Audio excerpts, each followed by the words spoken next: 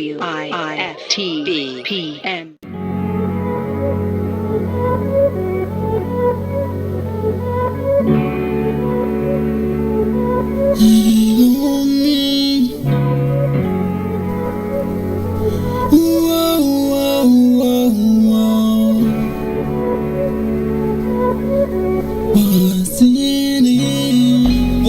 For the black people, cause economically we are not equal. Waking up to lies, can't doze no more. I told y'all this, that dangerous show. Don't go to church if you ain't tryna help us. Don't even try to be around that can't protect us. We see the lies of the politicians.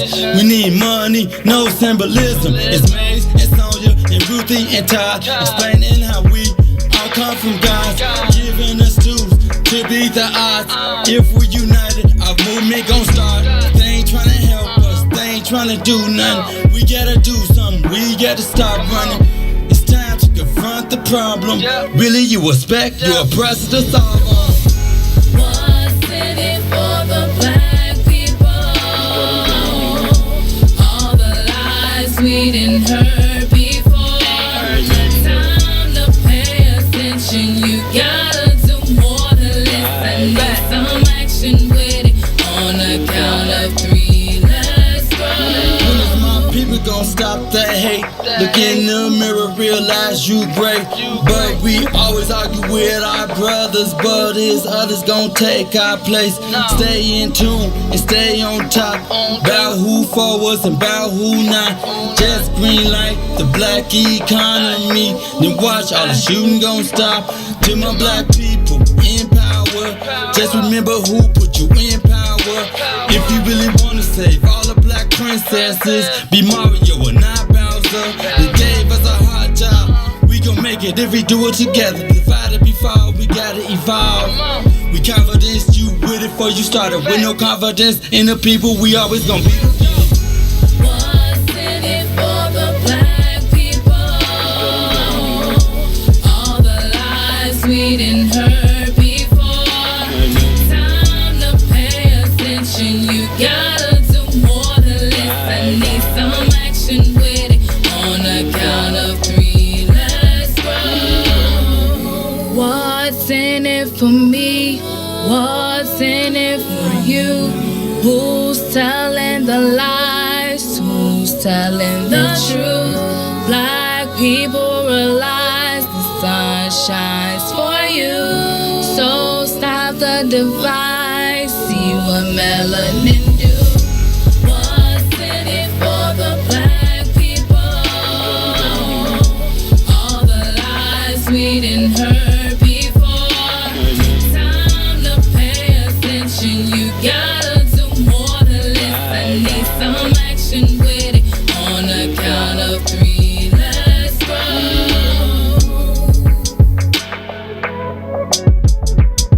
I love being black. I love being black. May said, I love being black. I said, I love being black. Now, the one thing that everyone seems to have forgotten here tonight is that what you're talking about in the capitalistic form of government is power. That's the only thing that this country responds to is power. Economic power.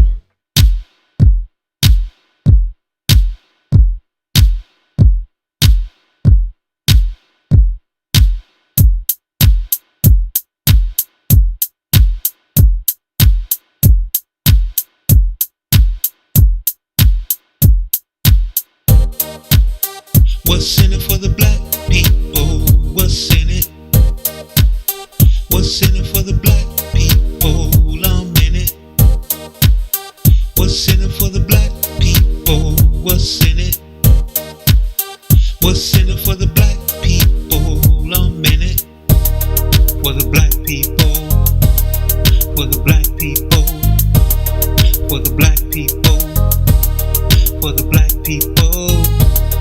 For the black people, for the black people, for the black people, for the black people. What's in it for the black people? Let's hear it. What's in it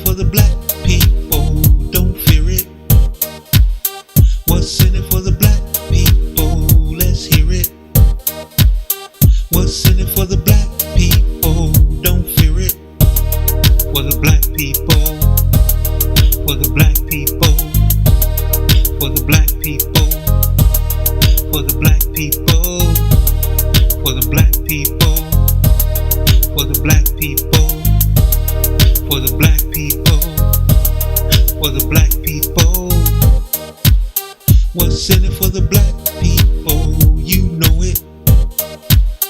What's in it for the black people? Let's show it. What's in it for the black people? You know it. What's in it for the black people? Let's show it. For the black people.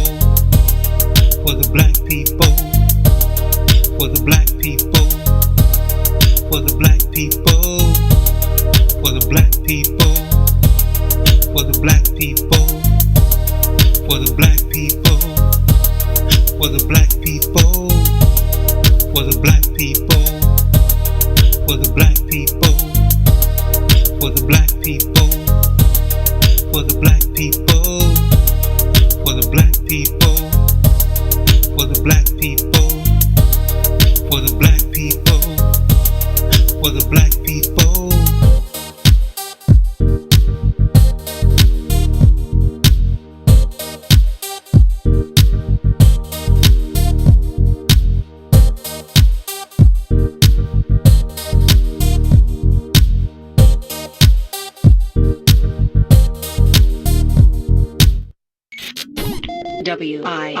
WIIFTBPM. Shop at Black-owned and operated Solo Beauty, where you are appreciated and respected. Located at 8158 South Cottage Grove, Solo Beauty can supply all of your black hair care needs. Solo Beauty is open from 11 a.m. to 8 p.m., Tuesday through Saturday. WIIFTBPM. Live from What's in It for the Black Media Studio. And so, my fellow Americans, I have a dream. You're listening to Trigger. You want to crown them? Then crown their ass. I ain't scared of you, mother. The one and only Mike Brown. My calculations are correct. Let's begin.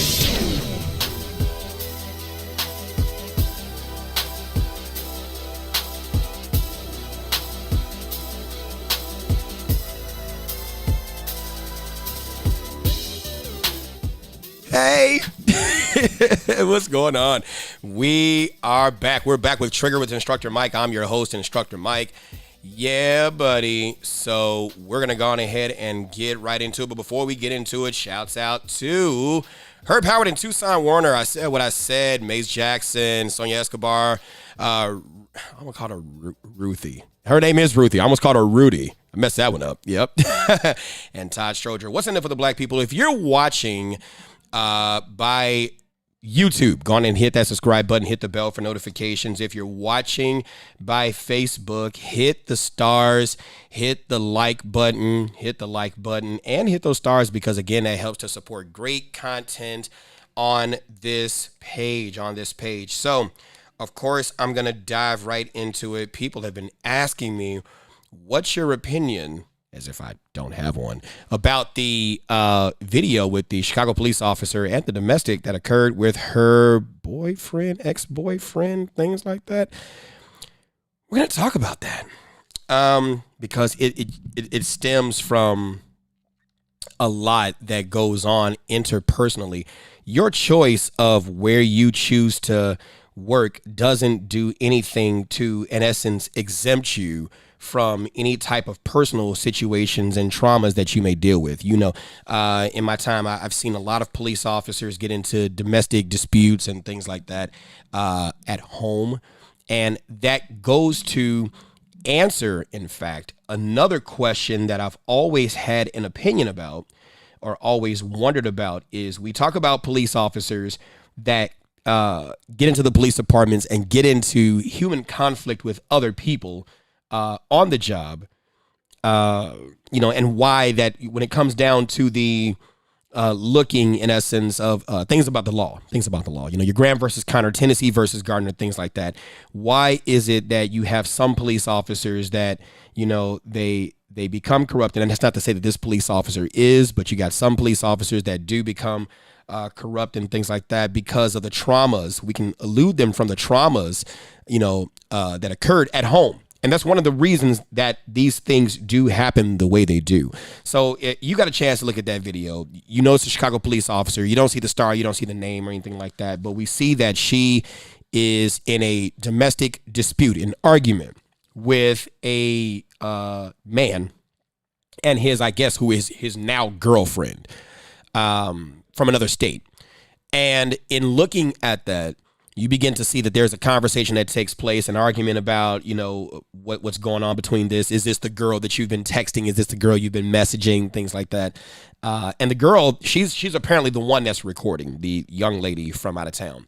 And you see what appears to be a chase between them, going in one side of the seat, going outside of one of the seat. And if you look at the garage, I don't know if the garage appears to be at one of the police districts. It's definitely not at police headquarters in Chicago because they don't have a garage of sorts. But it looks to be at one of the districts in Chicago. And whether it's there or not, neither here nor there.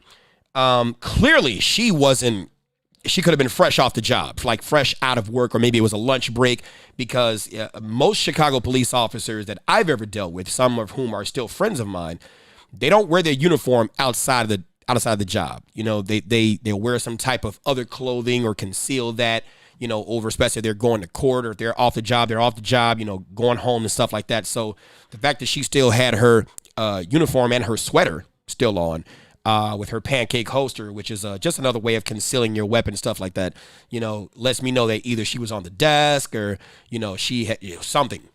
Neither here nor there. Looking at that situation, from what I understand it to be, she had apparently saw the young man, and they do have a great age differential. This was talked about on Chicago Famous with Mike Love and Diz.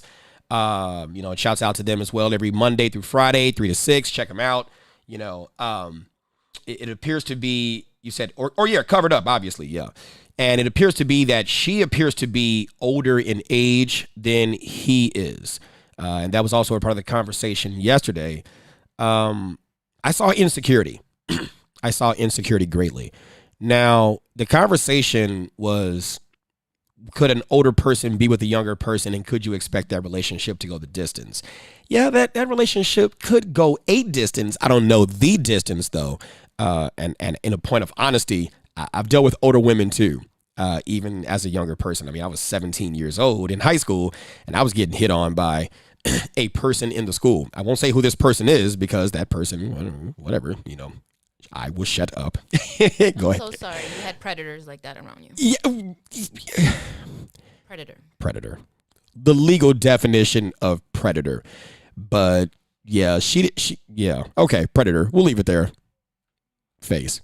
And some guys are like, Mike, shut up. Grown-ass woman. Yeah, she was grown, all right, for sure. High school students, that's a predator. That she and I was every bit of a senior, but that's no excuse. Neither here nor there. But neither here nor there. You have to understand, when it comes down to certain dealings, how to keep things mutually exclusive. Some people can't separate the reason why they got in that relationship. And so I talk about this all the time. Maslow's hierarchy of needs. You hear me talk about that all the time, in terms of the things that motivate human behavior. And it is clear that whatever the reason was that caused her to get into this relationship with someone, in essence, who did not have life equity. At the age of 17, what do you really know about life?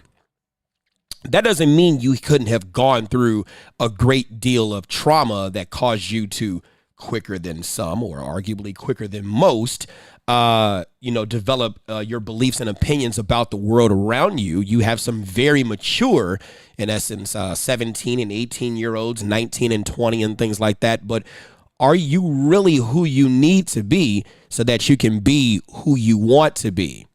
I'll be the first to say I got married at the age of 20. What the fuck did I know about anything about getting into a marriage? What did I know about having a family? Just because you can create a family doesn't mean you know how to maintain that family. And so we're going to tie all of this into one's service as a police officer, because the two do correlate. What do you know about that? Hey, shouts out to T Mimi Michelle. I'm glad you're here because she definitely had a lot to say when it came down to the, Cynthia Donald and the Eddie Johnson situation. And I wanted to tell you how they kind of all tie in. Just because you wear that star and wear that and have that duty in essence. Yes, I agree, Patricia.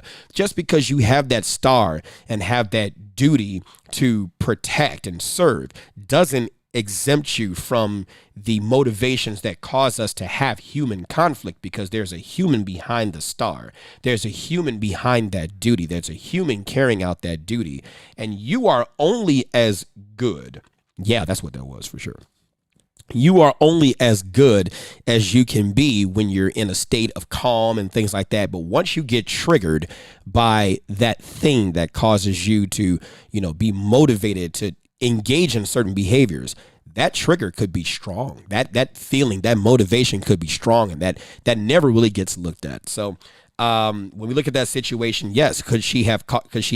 Now, I was told that video was 2 years ago, and then I was told that video was fresh. Who knows whether it was fresh or whether it was, something that just occurred. Neither here nor there. It's still conversation worthy. Why was the video posted? Obviously, as a point of embarrassment. For some reason, she could not let go.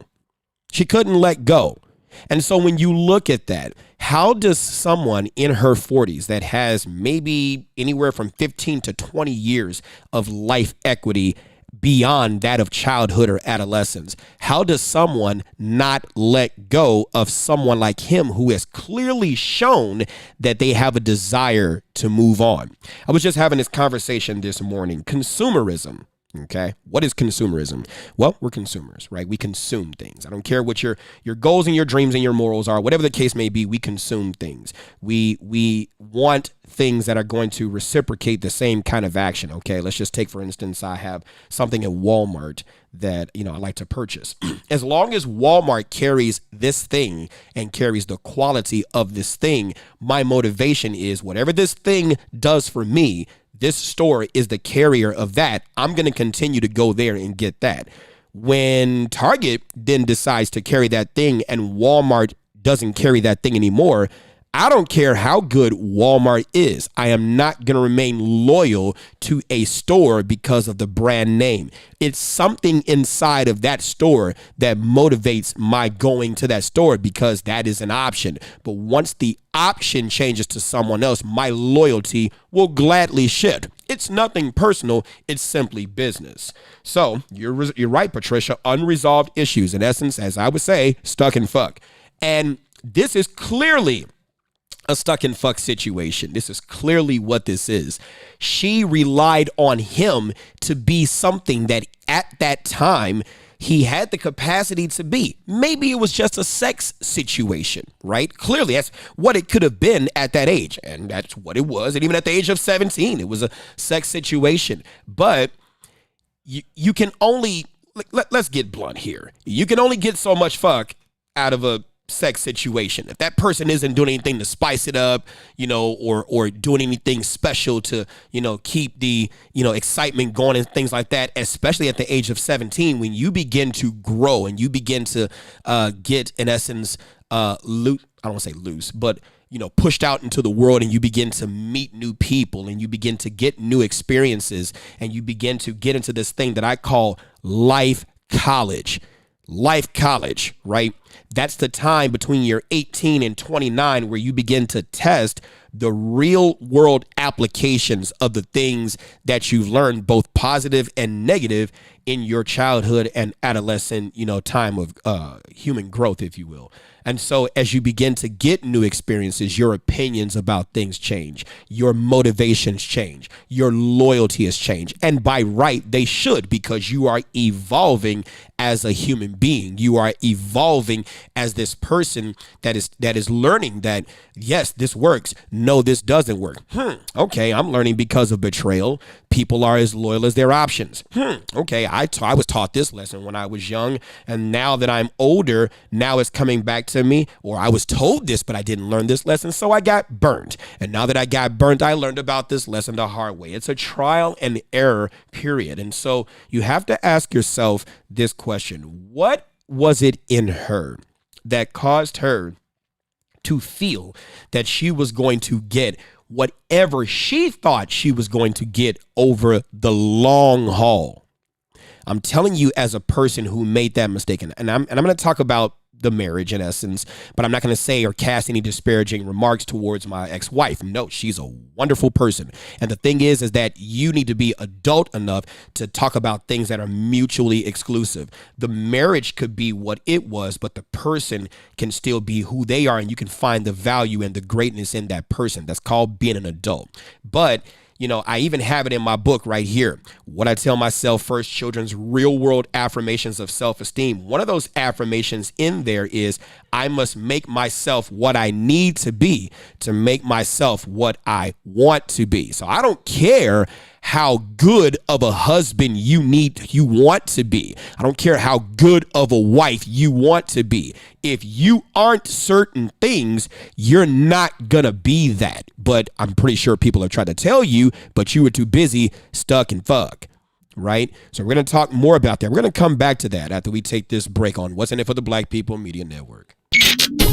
WIFTBPM. The Chicago Legal Network is the collaboration of attorneys that concentrate in many areas of the law most needed in Chicago neighborhoods. The CLN lawyers focus on personal injury, criminal defense, and other issues. The CLN lawyers all average over 20 years of legal experience and are dedicated to helping the Chicago community. The Chicago Legal Network is committed to developing black lawyers through mentorship and co-representation. So if you were injured in a car accident, slip and fall, or injured on the job, or you need assistance with criminal defense, including driving violations and DUI, check out ChicagoLegalNetwork.com for more information or call 773-912-3545. 773-912-3545. Introducing your trusted source for high-quality black emojis, better known as Blackmoji.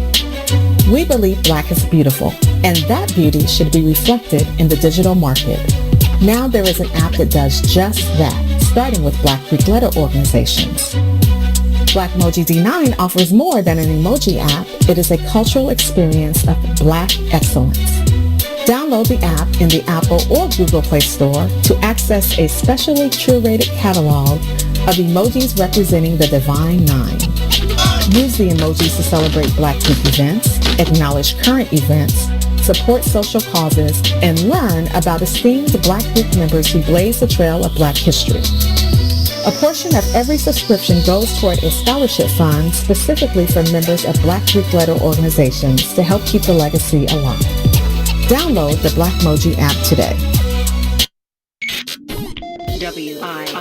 WIFTBPM. Live from What's in It for the Black Media Studio. And so, my fellow Americans, I have a dream. You're listening to Trigger. You want to crown him? Then crown her ass. I ain't scared of you, mother. The one and only Mike Brown. My calculations are correct. Let's begin. All right, we're back with Trigger with Instructor Mike. I'm your host, Instructor Mike. Shouts out to Nidra Williams for sending 500 stars. And for those of you all who want to go to a beauty supply store where you're going to be treated with respect, go on ahead and go to Solo Beauty Supply, the 8100 block of Chicago. I said Chicago, Lord Jesus, Cottage Grove. Don't get me, Nidra. She's been a great support, not just of the black community, but books and things like that. So she's been great. So shouts out to her if you want to be treated with respect. Solo Beauty Supply. I need to come over there and get some stuff from my bald head, whatever that means, right? Or receding hairline. Here we go. Yes. So I'm going to read some of your comments. Mike, she said it in her arguing with him. I took care of you. I pay for. She thought that the material would carry them through. They weren't married. Became apparent from her words. She should have kept some dick under glass else somewhere. That is very true. That is very true. And so as soon as I was seeing this video, I'm listening to certain keywords that are being said that, you know, that there clearly is a security issue somewhere, some way, somehow, that there is a security issue in that. And so for her, she felt that, you know, paying for these things would take care of him. And in essence, it did materially. But you got to be more than that. You got to have more than that. So when he probably was able to do for himself, now the loyalty shifts. You understand that? The loyalty shifts. And so the same motivations, in essence, no problem. The same motivations that cause you to operate with that person, the other person's motivations may change. And so I wrote this on a post on Facebook, and I'm going to repeat it here to you, that in loving someone, do you hear me? In loving someone, never love them so hard to where you lose yourself. I'll say that again for those in the back. In loving someone, never love them so hard where you lose yourself, right? But in order for you to understand how not to lose yourself, you need to have yourself, which means you need to make yourself what you need to be so that you can make yourself what you want to be. You need to find what hurts you to heal you of what hurts you. When people usually get with each other, and we've talked about this, you know, hurt people hurt people. How many of you all have heard that statement before? We've heard that statement before. But hurt people don't start out by hurting people. Hurt people actually start out by getting with the other person. Once they get with that other person, they begin to swap stories. And when they begin to swap stories, you begin to learn about all the things that that person has been through. And instead of empowering that person to fix that void, you are in a position where you are bleeding. When you are shot, when you are cut, when you are bleeding and you are in trauma that you may not recognize or you may not accept or admit, you don't care who you're getting the Band-Aid from. And so this then 39 or 38-year-old person who is now 40-something some years later, you were getting this dick Band-Aid, in essence, from this person. And it's not just the member or the genitals of that person. It's the companionship, right? We look at Maslow's hierarchy of needs. In Maslow's hierarchy of needs, you've got several areas. You got physiological needs. That's for your body. You've got safety needs. You got love and belonging. Then you got esteem and you got self-actualization. You know, with her having the need, in essence, to want to belong, that need for being with someone. In that need for being with someone, you trade off that companionship. That's a security blanket. You trade off that sex which comes with that companionship. You begin to trade that off, and that in essence negatively builds your self-esteem because you don't understand that down the road that person's loyalty will change. It will shift. That's something that will happen. Shouts out to Tia Renee for sending 100 stars. Keep the stars coming, you all. So those things do shift. And why is that going to shift? You know, I'm going to read, and I just actually feel moved to actually read this book. I know I want you all to purchase it, but I'm going to read this book, okay? And I want you to put yourself in the mindset, in essence, of you being a therapist and then the person, yes, dick Band-Aids, those are real. When you need to plug those holes, dick Band-Aids, get them, it's sold. I'm just playing. All right. So you're the therapist, and I'm going to read this to you. Here we go. I did not make them by myself. Wait, come here. Look at this. Pick this shit up right now. Stop hitting your brother, Chris. Okay, I'm back. Excuse me, please. It's like I'm in a rut. What did I do? I love them true. Feels like I'm stuck in fuck. And you got to read the book to get the rest of the fucks. Fuck. Fuck. Fuck. Fuck. Why am I crying? Look and see. Not just those two. That's right. 3. Doing what I have to do. You know, responsibility. Who? Their dads? Not around. It's like they think they're free. Yep, I do it by myself. These 3. And then there's me. How? Wait, what the fuck? How dare you? The nerve to ask me how I do what their dads won't do. I cook, clean, clothe them too. Watch this one fight her sleep. They throw shit on the floor faster than I sweep. Okay, I'm breathing. I'm calming down. I know you meant no harm. Just this stuff, it gets to me. 3rd time's the charm. Well, my 3, I love them so. Girl, they sure grow. But Chris asked me where's his dad when he'd get so bold. I had to think of what to say, trying not to curse. And then I had to think of what I should tell myself first. As a little girl, I went through a lot. Child abuse talked about, even left to rot.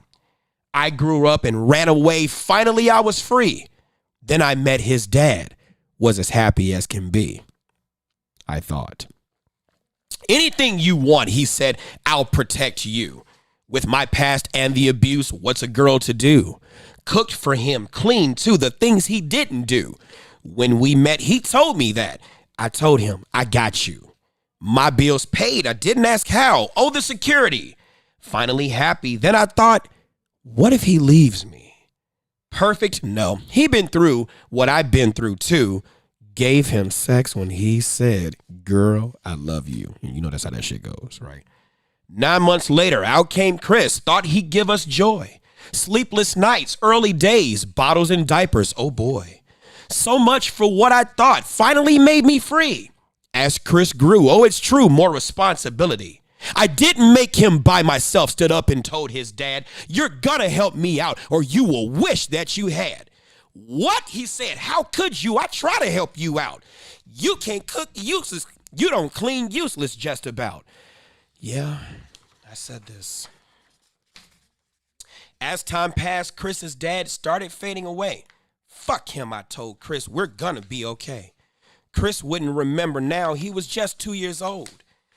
But now that he's older, this story's to be told. See, I didn't know until I birthed two more. I was chasing something from my childhood pain before. Found this book titled What I Tell Myself First. It showed me above all, I must love myself first. No good to anyone else if I'm not selfish first. I've been so selfless, made sure others' needs came first. In the back further reads Maslow's hierarchy of needs. What I thought I really knew, I knew not indeed. Now remembering the abuse from my childhood past, that was what placed me on this dangerous path.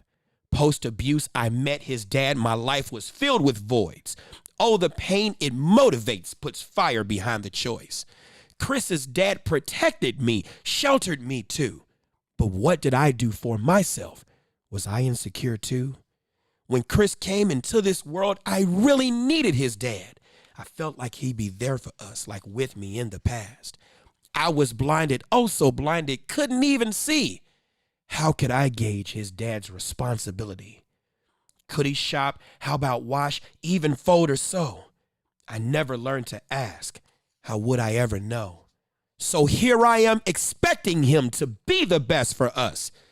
Did I even stop to think, was I even enough? Oh my God, I snapped on him. No wonder he faded away. If he talked like that to me, would I even stay? Girl, I gotta go. Why? I gotta find his dad. I gotta unfuck the fuck with all the trouble that we've had. Before I go, want you to know I'm thanking you, you see. All the while stuck in fuck, too, because of me. That's it. All the while you're expecting this person to be something for you when you're not examining, are you even who you need to be? That's a real thing.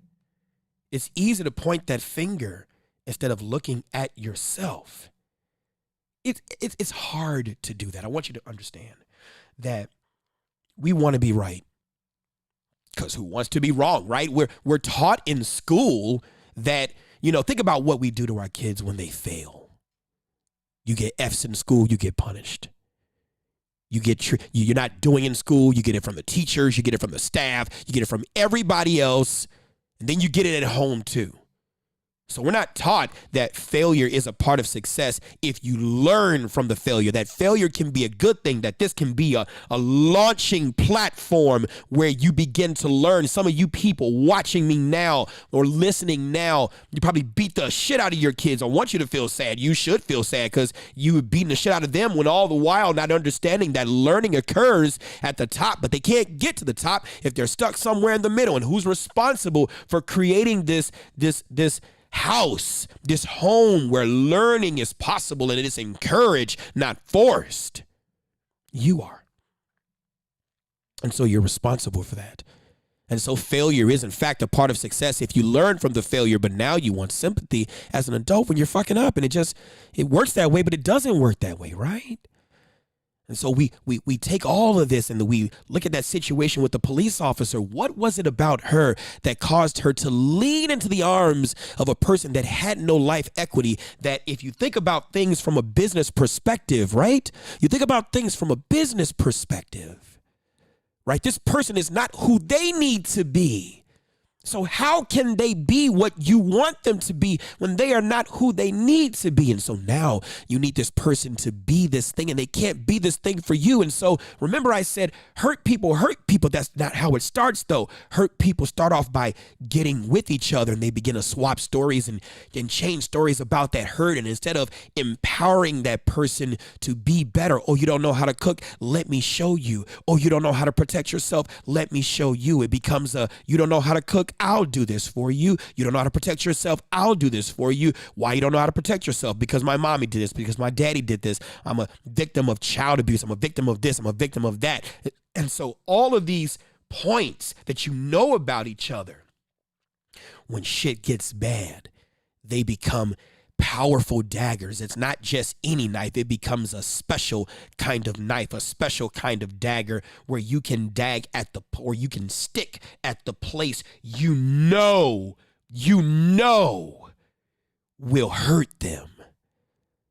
And so this is the breakdown of relationships. How many of you all teach your children about relationships? That's my next book. I'm working on that right now.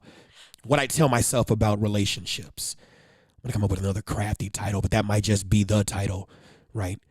How many of you all teach your children about relationships? No, we don't talk about that. We don't talk about relationships. Why don't we talk about relationships? Because we don't want to tell them about the things in our past that will save them from a past. We just want them to hopefully be better than what we were when they become older, but then they become an exact carbon copy of who we actually are. So what made that happen? And we translate that to, in other words, being a police officer, right?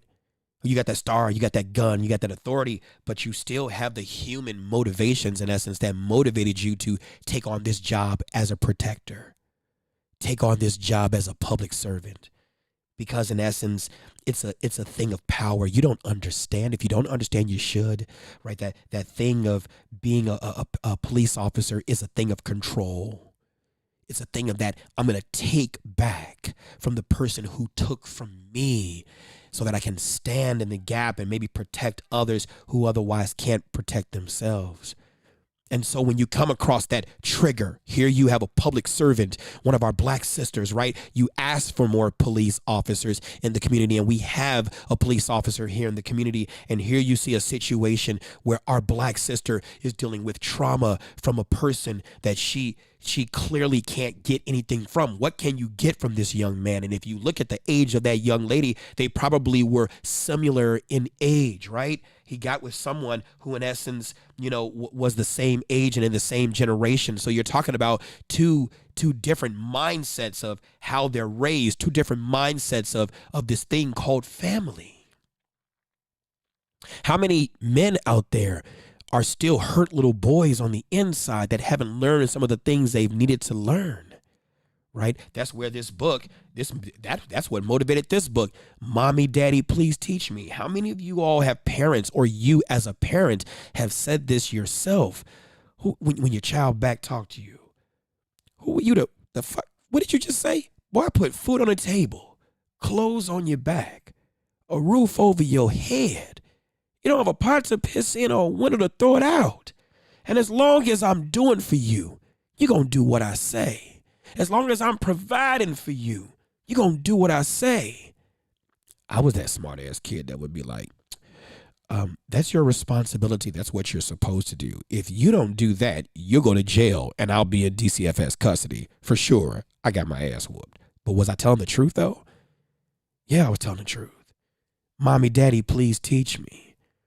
Don't just clothe me. Teach me how to dress my best for years from now, right? Maybe that police officer wouldn't have been able to take advantage, in essence, of that 17 or 18-year-old young man had she not saw the void that he had within him that he didn't do for self, or certain areas where he didn't do for self. And how did that affect her? That enabled her to spot the vacancy that she was able to fill, to then fill her insecurity. In other words, you had two insecure individuals who got together and tried to fill their securities, which led to then more insecurity. It was a trade-off of a security blanket. Absolutely, that's what she was saying. Absolutely, that's what she was saying. ABCs and 1, 2, 3s. I can say these with great ease. Don't stop there. Please teach me all about my self-esteem.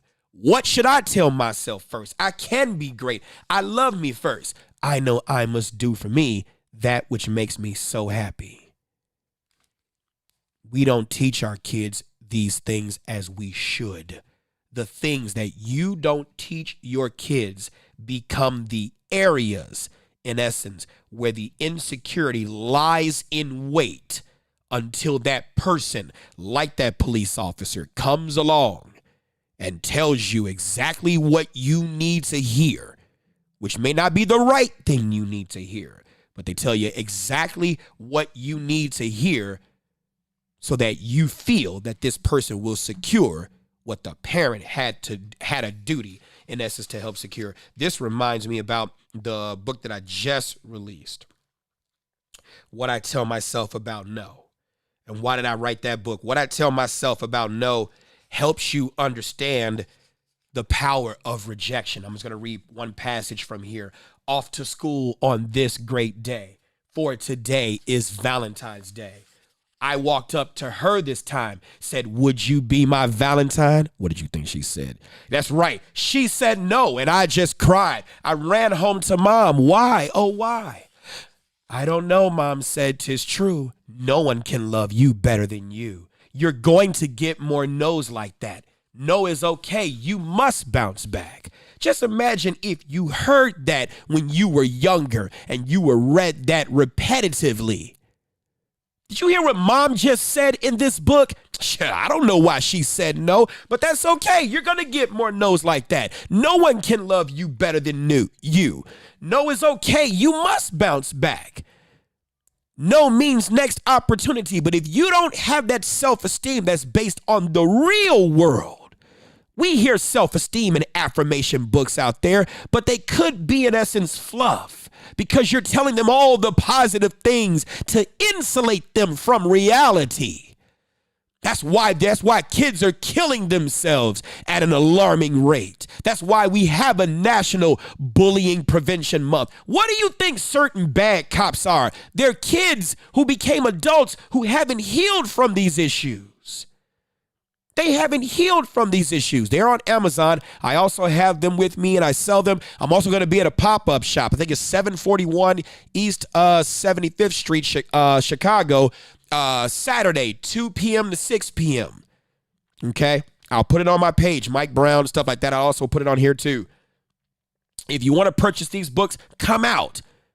Even if you don't want to support me, that's fine. Scratch my name off of it. Put your name off of it. It ain't about you. It ain't about me. It's about our children. Because if we're ever going to change the future, we got to start in the present. And some of us adults can learn from this stuff too. We have a hard time with rejection. Yes, I do have my books at my classes. Yes, we have a hard time with rejection. Why? Because our parents didn't teach us about the power of no. And no is in big red letters with the kids that are afraid of them. No, no, no. Can't have candy. Mom said no. Oh, why? Trying to save your fucking teeth. You need them when you get older. You ever just ate soup because you got gums and that's all you got? Teach them about the power of no. And when you're teaching to your children, sometimes we worry about, are they able to comprehend? That's not how learning occurs. Learning occurs by exposure first, so that when comprehension is possible, they grasp on it easier because they've been exposed to it more.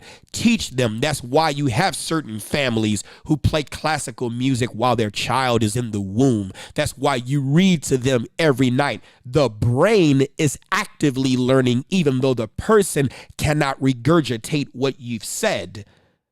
The more they continuously become exposed to a thing, when it's time for them to catch on, they catch on. Expose them to that. I must love me first.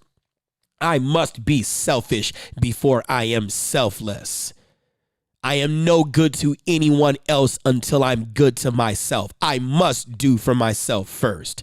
There are people who capitalize on the good nature that you have, knowing damn well you have an empty cup and they want you to scrape the shavings from the empty cup and give to them. You need to learn the power of telling them no. You need to learn that. You need to learn that. And that's what that officer couldn't take. That officer couldn't take that no. Some police officers that you may run across, it's 741 East 75th Street, the Chatham Suites, this Saturday, 2 p.m. to 6 p.m. Some people don't understand the power of no. So when you sit there and you tell a police officer, well, can I ask you to exit the vehicle, and there really is no legal reason for them to ask you that, and you tell them kindly and respectfully no. Some adults have a problem with rejection, and they take that no, instead of it being an avenue for more inquiry, they take that as an assault to their ego. Why? Because they are adults who, as children, were not taught the power of no, that a person has a right to say no. Even in my other book about self-protection, stop means stop. No means no. Please don't grab. Please don't hold. Who knows? That person might not have become a rapist if their mom. I'm telling you, these seeds of criminality get planted when their children are not told certain things about reality. No. A person tells you no, that's what that means. Can't take rejection, and so you fight hard. You fight hard for that thing that's not meant for you. I told you all this before. When I was talking about trying to go to a certain police department. I kept applying, and I kept getting that no. Well, Mike, you're not getting that no because you're not qualified. Sometimes you get that no because you're overqualified. Sometimes you get that no because that's not the thing for you. That's not the thing for you. Right? But you don't understand that no means next opportunity, because another thing of insecurity is when we begin to acquire property, when we begin to acquire jobs. Some people are afraid of standing on top of a principal because they don't want to get fired, because they are afraid that when they get fired, that will be their end all. Why? Because a part of that security need in Maslow is the acquisition of employment. Some people are afraid to be broke to get to millions. Some people are afraid to, what they say, scared money don't make money. You're afraid to take calculated risk. But I want you to understand that taking calculated risk is not something that you learn right away. It's something that you learn through failure. Failure is a part of success if you learn from that failure. Rejection is also a part of success. It can be the thing that can propel you to where you need to be. But the problem is we got our parents who insulate us from pain, who want to keep us from the things that will cause us to grow. Every time you see somebody giving somebody tough love, you want to jump in and try to stop them. No, don't stop them from getting that tough love. That's the love that they need to get, not abusive love, no, but that tough love. That's the thing that's going to toughen them up for when they get older and they understand that pain happens. I don't care what the doctor says about when we want to avoid you from going through so much pain. Pain is a part of the process. And if you can understand that if you can endure the pain, you will find your purpose in the process. If you can endure the pain, you will find your purpose in the process. But the problem is people don't understand rejection. People aren't taught the real world. People aren't taught. Teach me, mommy, you have a duty. Don't tell me, look, you spent so much time telling me about how my daddy ain't shit. You didn't tell me how you were the fly. That's the fucking lesson that I don't learn about relationships. So when I grow up, my relationships fail. And all you got from me is oh, baby, give it to Jesus. He'll work it out. That's not how that works. Teach me so that when that time comes, right? When that time comes, I'll have that dot to be able to take that penciling to connect. That's what that's about. Again, conversation this morning. 2 + 2 is 4. Well, when you learn that 2 + 2 is 4, you didn't know that you needed to know that 2 + 2 is 4. You think the teacher gave a shit? Nope, 2 + 2 is 4. And then they put you through exercises that got you to understand that principle so that when life puts you in a position, well, I need $4 and somebody gave 2. What did you learn? Shit, I need $2 more.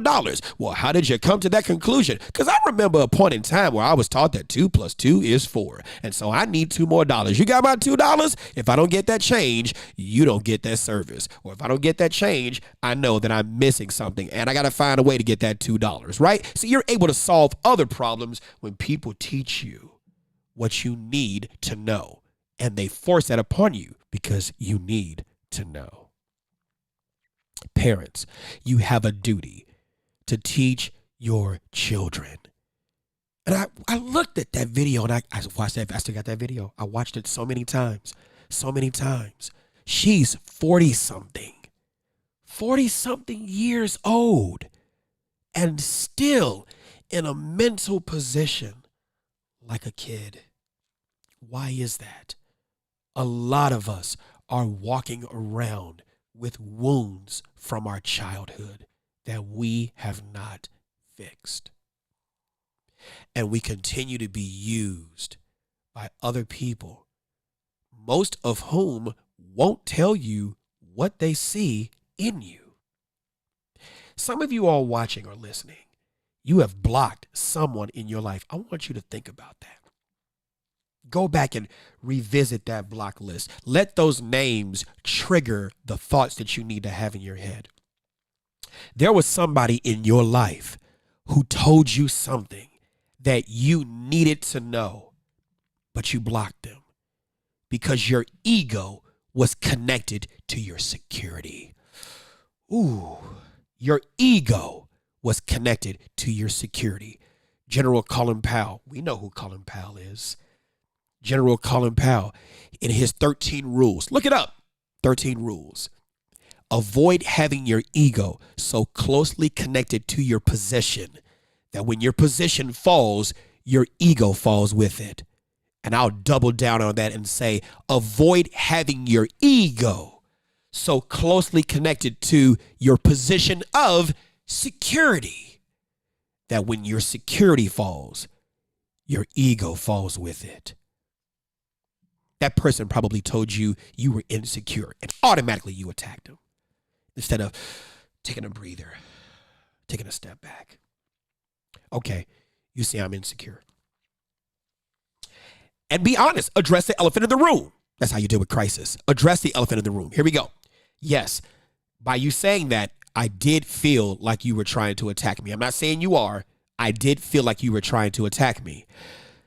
So now that that's addressed and now that you know I felt that way, I'm going to humble myself because failure is a part of success. And maybe I've been failing in that area and I really value your friendship. So where do you see me being insecure? And if I respond, defensively, I want you to push past that because I'm responding defensively because maybe I just don't know. And I want you to push past that barrier and I want you to keep on. If you really care about me and you really want me to learn where I'm insecure at, I want you to push past and not necessarily fight me physically. We're not going there, but I want you to fight me because I need to hear this. And you came into my life at some point in time for a reason. So let's go. Tell me, where am I insecure? And watch how that opens the conversation for the revelation of that thing that you could be insecure about that would lead to the healing. How many of you don't talk to your parents? I'm not talking about if your parents were abusive. Yeah, I guess in part I'm talking about that. But how many of you don't talk to your parents? Good morning, Desmond. how many of you don't talk to your children? Do you understand if we're going to survive anything after November 3rd, whoever's the president, that's not going to have shit to do with your shitty household. After the presidency, you still going to be shitty if you're shitty. Your kid's still not going to talk to you. You're still not talking to your mom or your dad, right? Are you not talking to your parents because maybe there's something about them that they wanted to teach you that you were stubborn and didn't want to learn? Is there something about your children that you're hiding from your children that could be the very lesson that could be what sets them free? That could be the very lesson that can begin to open up the doors and begin to bring this family cohesion back together that needs to happen before change can ever happen within the Black people. It has to happen within the Black person. It has to happen within the home. No, you are not that type of authoritarian parent in essence anymore, because your children may be grown, but your job and your duty is not over. It shifts from being a parent by authority in essence to a parental advisor. You are an advisor. You have life skills. They haven't experienced everything. And some of you, your ego is so closely connected to the advice that you give to where when this person doesn't accept it, you get offended. I do it too. Come on now. I do it too. And we take it personal. Give them the advice. Your job is to expose the advice to them. Whether they take it or not is irrelevant. Because once you ring a bell, you cannot unring it. I'll say it again. Once you ring that bell, you cannot unring it. Once they heard that, their mouth may signal rejection. Their body may signal rejection, but the brain heard it. And once you ring that bell, you can't unring it. So let's ring those bells. We're going to take a break, and we'll be right back with more on Triggered. WIFTBPN. The Chicago Legal Network is the collaboration of attorneys that concentrate in many areas of the law most needed in Chicago neighborhoods. The CLN lawyers focus on personal injury, criminal defense, and other issues. The CLN lawyers all average over 20 years of legal experience and are dedicated to helping the Chicago community. The Chicago Legal Network is committed to developing Black lawyers through mentorship and co-representation. So if you were injured in a car accident, slip and fall, or injured on the job, or you need assistance with criminal defense, including driving violations and DUI, check out ChicagoLegalNetwork.com for more information, or call 773-912-3545. 773-912-3545. Chicago famous with Mike Love and Diz. The destined legend himself, Leon Rogers. Yeah. What's going on, Playboy? Man, listen, honored to be here with radio legends, man. Two brothers I looked up for and patted my success. You walked away from your day job and you went straight in the brother, first time somebody called me to do the gig, they was like, hey, I got my grandmama's 85-year-old birthday party. She's turning 85. She has a brain tumor. I mean, now she's not going to be able to hear because she's in a coma, but she'll be laying in the room, and we just want the good vibes. Well, what is it? $75. We need you to do an hour. I'm there because of the passion. I wanted to do the comedy. Yeah. So I quit. But when you quit that job, and the job I had was decent. My father, every young Black man should have a dad or a father figure in his life. Yes. When I say he went off on me. My son works. When I told him I quit to do comedy, my mom, mamas is always like, well, that's good, baby. Yep. Spread your wings. Realizing what God wants you to do. Right. My father like, you got to be the dumbest son of a bitch in the world. I can't believe you came from my ball sack. $65,000 a year. Me and your mama combined only make 80. You dumb mother. I mean, going off. Like me and my pops actually kind of fell out. Old school Black fathers, old school mindset. They came up working. They know how hard it is. Hands knuckles black. Hands look like he worked at the steel mill, like he was dipping them in the lava. So he pissed. My hair's manicured. He's super cool and he know kung fu. I'm clean. I work on computers. Drives a $5,000 car and wears a $100 suit. Right. He like, I'm out here getting lung poisoning from inhaling all these steel mill fumes and touching people's mail. Look at my hands. I can't even pick up a fork and knife. Your mama got to cut my food for me.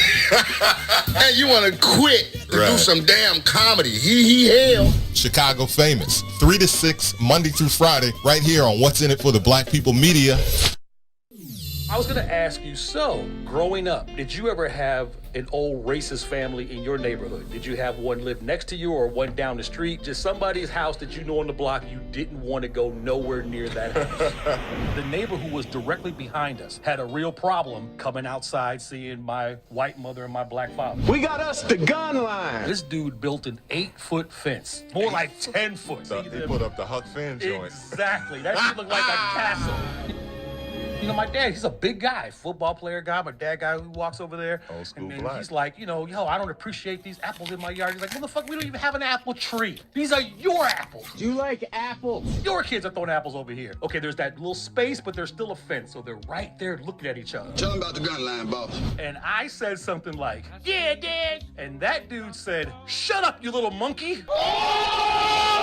Leroy stuck his hand over the fence. You're gonna die, clown! Grabbed dude by the neck. Run. And proceeded to pull him halfway over this fence. Like, Finish him. Mrs. Wheeler comes running out. Oh, Leroy, don't do that. It's not worth it. Blah, blah, blah. My dad was getting ready to kill this dude. And within 6 months, that guy moved away. Don't cross the gun line, boss. Right, the gun line, boss. Chicago Famous, 3 to 6, Monday through Friday, right here on What's in It for the Black People Media.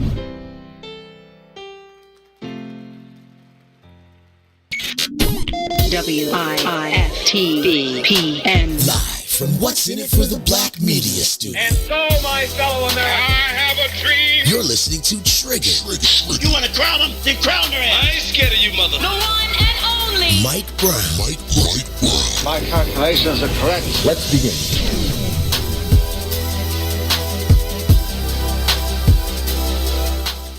All right, what's going on? This is Instructor Mike, and you're listening to Triggered on What's in It for the Black People Media Network. It's 12:04 on Thursday, October 22nd. You're watching on YouTube. Go on and hit the subscribe button, hit the bell for notifications for more information or for more programming on, again, What's in It for the Black People Media Network. If you're watching on Facebook, hit the like button for the Maze Jackson page so you can get more great content. The Book of Dawn, Muwakil's World, I Said What I Said with Herb and Tucson Warner, The Bigs, Mike Love and Diz, Chicago Famous, and then, of course, the Maze Jackson Show every morning, Monday, 6 a.m. to 9. All right, here we go. Shouts out to Kenneth Steele, who sent the 200 stars on the Stuck in Fuck Fund. I can't get over that. All right, here we go. Yes, I'm going to go on ahead and address the situation with Derek Chauvin, former Minneapolis police officer, who the charges of third-degree murder against former Minneapolis police officer were dropped, in essence. Chauvin, and this is, of course, on WKRN. Floyd died. Okay, I'm sorry. Chauvin is still charged with second-degree manslaughter and second-degree unintentional murder while committing a felony in the Memorial Day killing of George Floyd. Floyd died May 25th after Chauvin pressed his knee against Floyd's neck for more than 8 minutes. The death of Floyd, who said he couldn't breathe while he was down on the ground, was captured in a widely seen bystander video that set off protests around the world.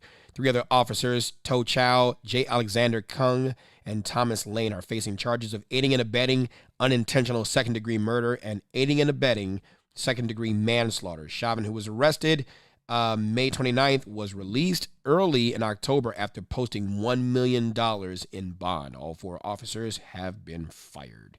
All right, so my thoughts. I knew this was going to happen. I knew that was going to happen. And maybe not for the reason you think I knew it was going to happen.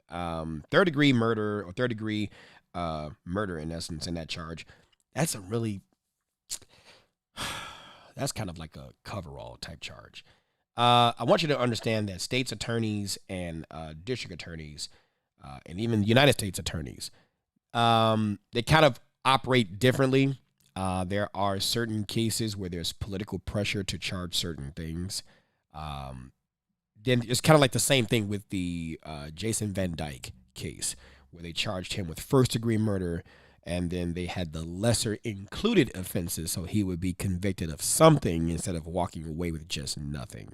Because if he was charged with only first-degree murder, Jason Van Dyke would be free, because they could not meet their burden of proof in proving that there was malice aforethought. You have to have some level of planning, in essence, when it comes to first degree, and that was not the case in the Laquan McDonald situation. So this isn't the case where you're talking about first degree murder, but in that I knew that third degree murder was going to be off the table. So he's still charged with second degree manslaughter and second degree unintentional murder while committing a felony.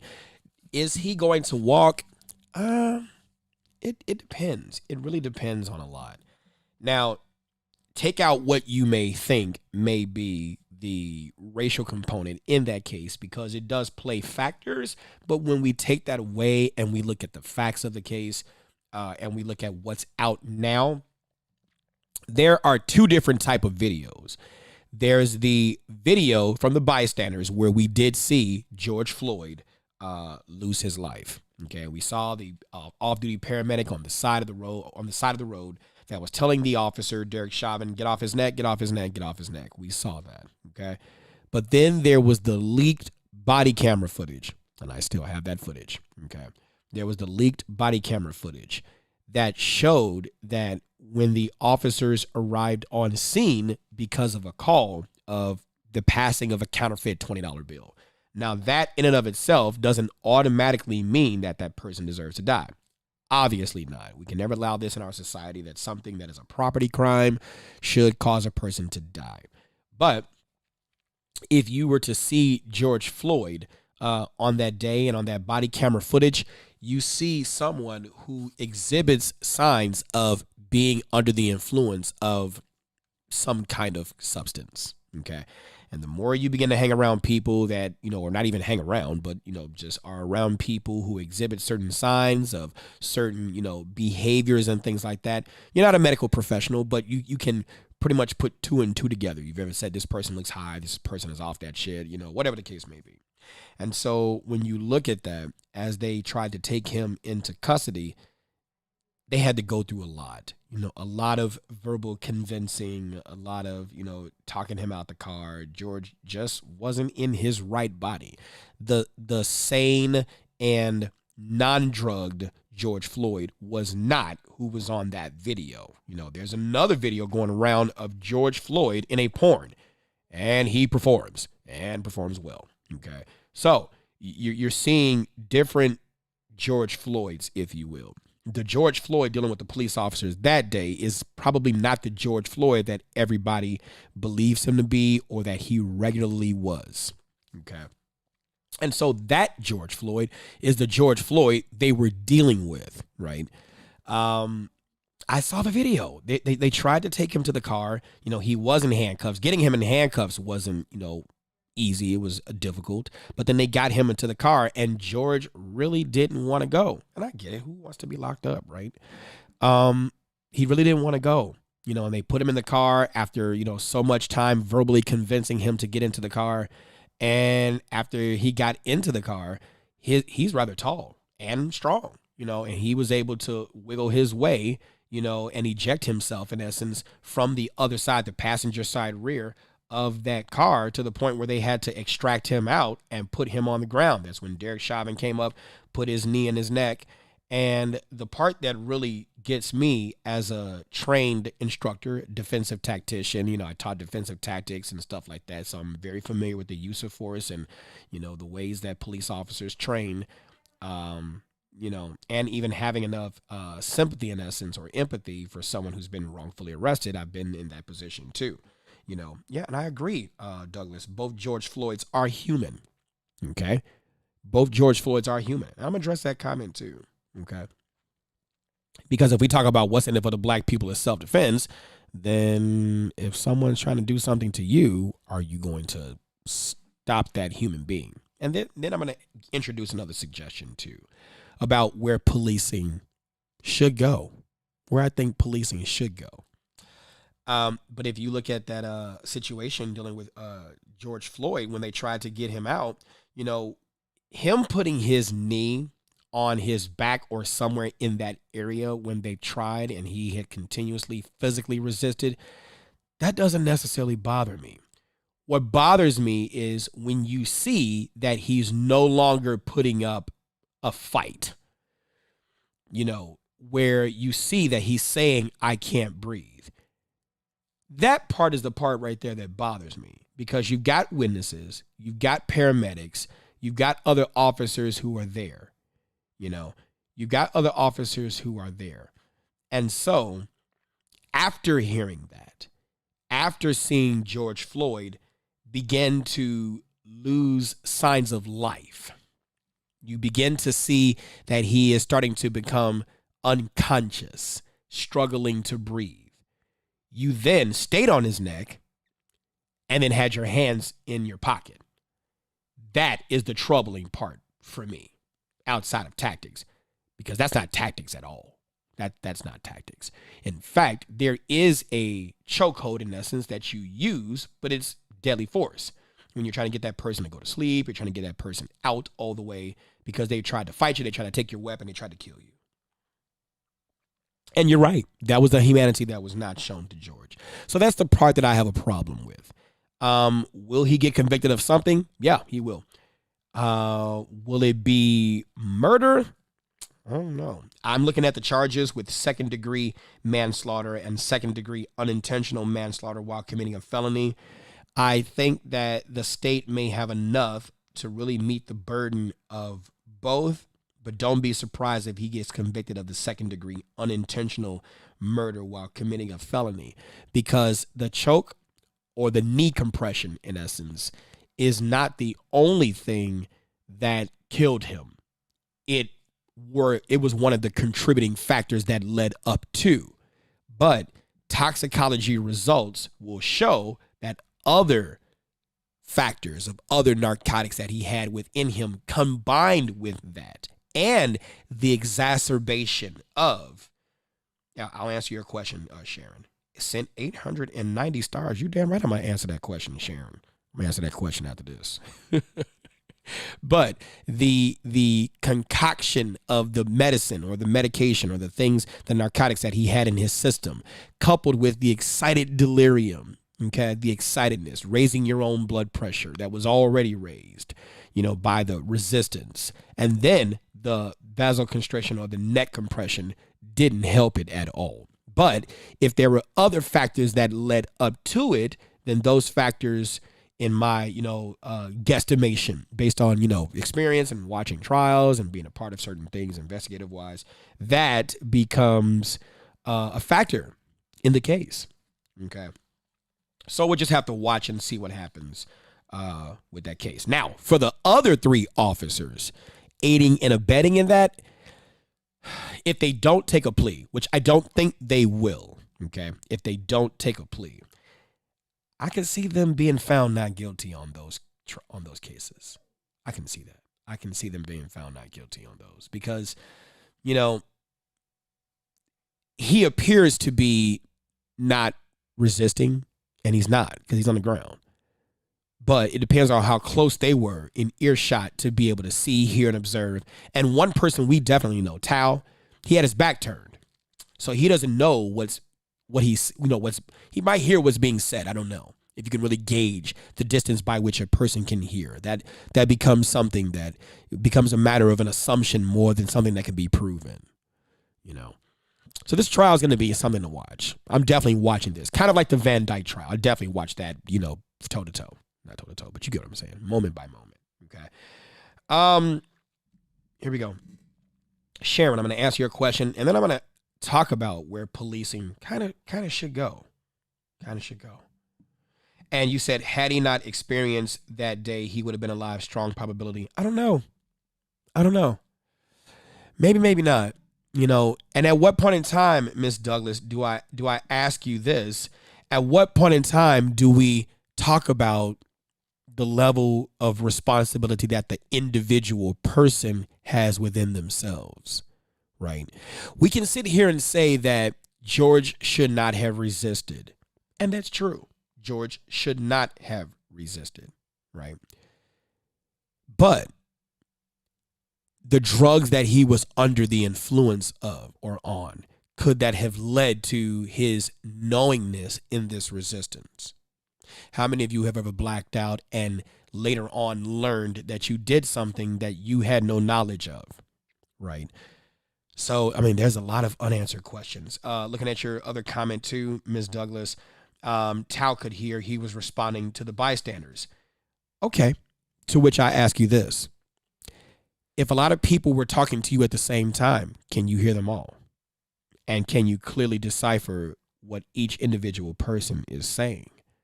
And if George is passing out and his voice is faint over the loud voices of the bystanders, coupled with your own stressors at that time, when you go through a traumatic event, you get this thing called auditory exclusion, which muffles the sound of the thing around you to protect you from what traumas your ears may think that it will experience. It's a real phenomenon. It's not something that Mike Brown made up. You can look it up yourself. Okay. No, you're right. He had a responsibility. And so I'm asking you here. If you look at it, who gave George the drugs?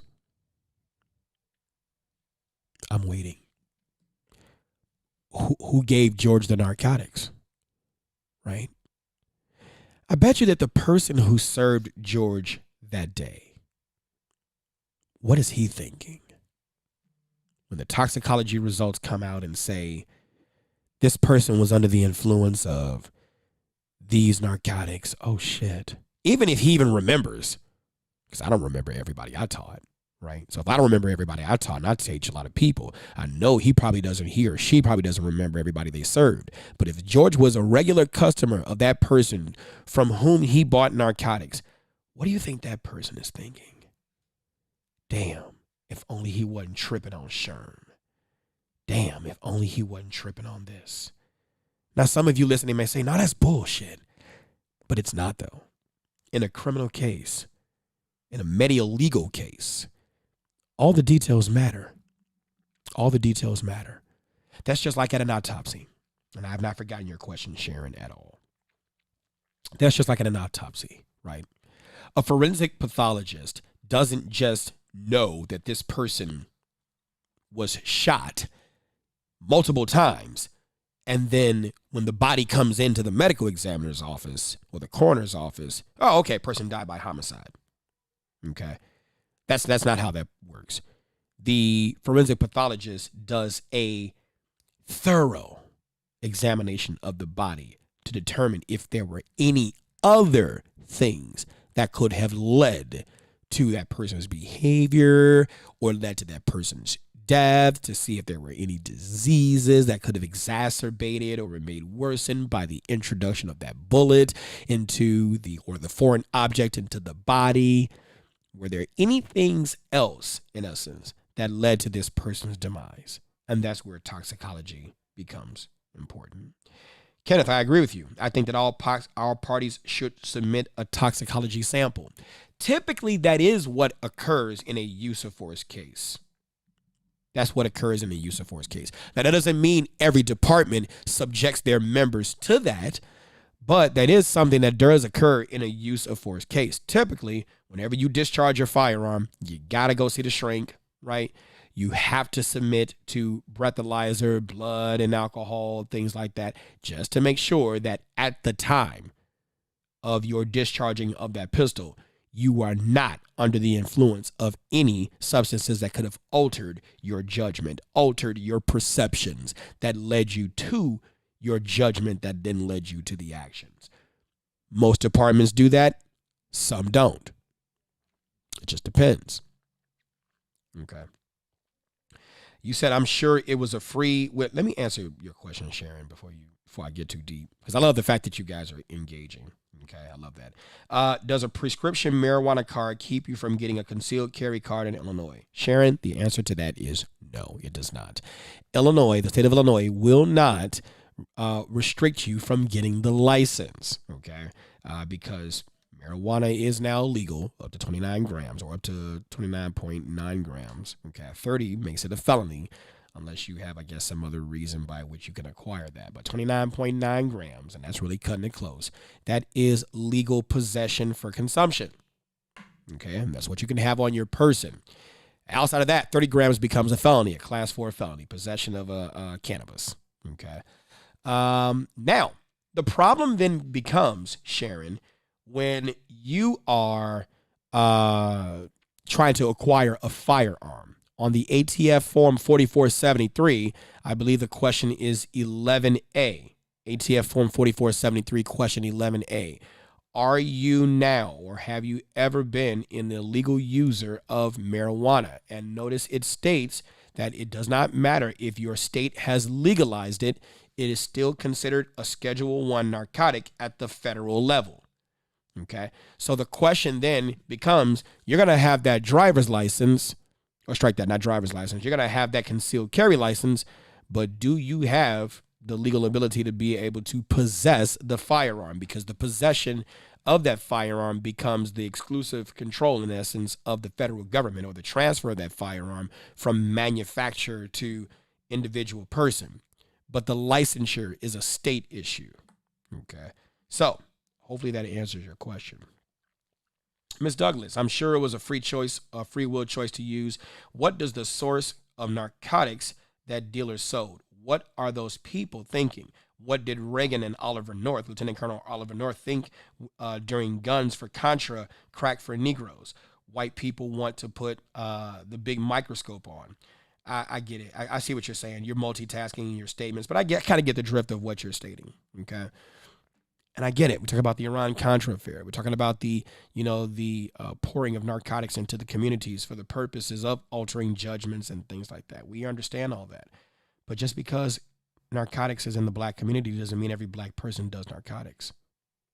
Just because guns are in the community to be used negatively towards us doesn't mean that every black person shoots another black person. While the numbers are high, right? If you look at the victimology, most of the black folks killing other black folks are people in the streets, people in street criminal organizations or in gangs, right? And their lives absolutely matter, because who are they? In essence, we can argue that these street organizations, or those that are in those, are the abandoned children of our community. You heard me. So your shitty parent, your shitty parenting, in essence, led to the creation of a great degree of who we now refer to as these criminal gangs, right?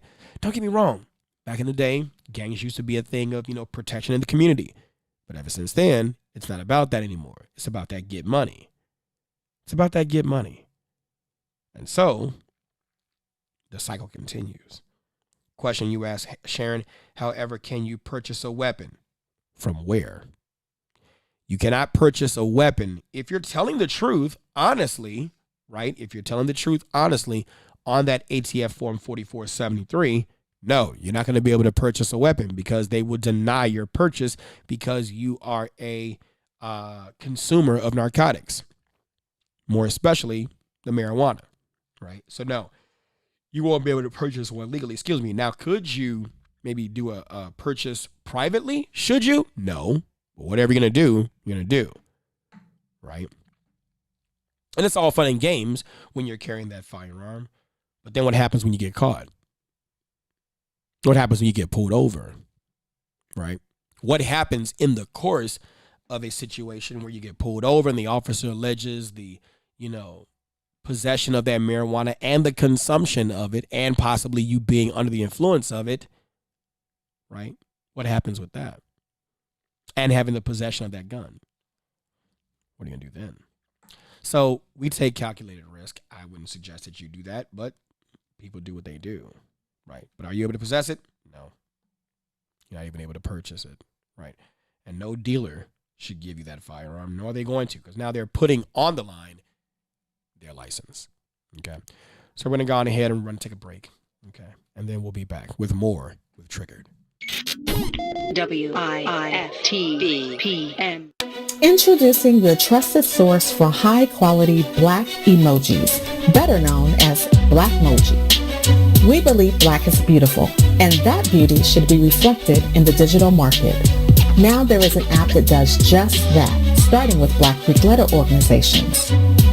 Blackmoji D9 offers more than an emoji app. It is a cultural experience of Black excellence.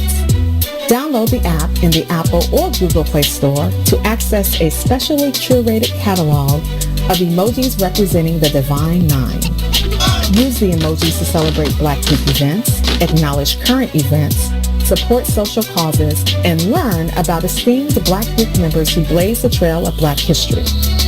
A portion of every subscription goes toward a scholarship fund specifically for members of Black Greek letter organizations to help keep the legacy alive.